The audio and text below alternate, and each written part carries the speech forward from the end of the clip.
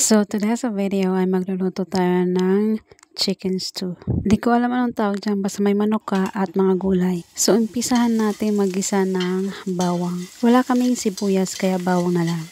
Kaya hayaan natin siya mag-golden brown at sunugin ng bahagi ang ating bawang. Siguro buong 2 linggo puro kami manok, kaya hanggang ngayon manok pa rin. Sunog na ang ating bawang, kaya manok na ang kasunod. Ay migas-migas lang natin ng bahagya at hayaan maluto.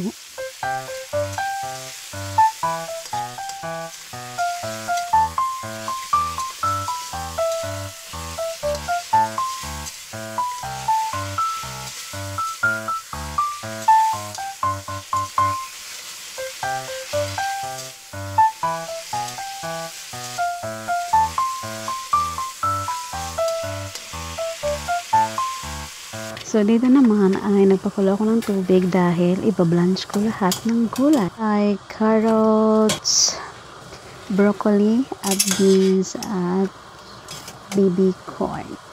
Para masarap pa rin yung ating gulay at crunchy.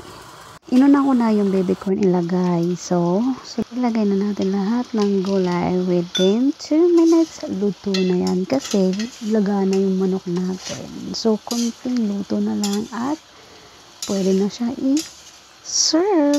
Ready, happy eating. Ang ganda ng kulay ng ating niluluto. Super legit.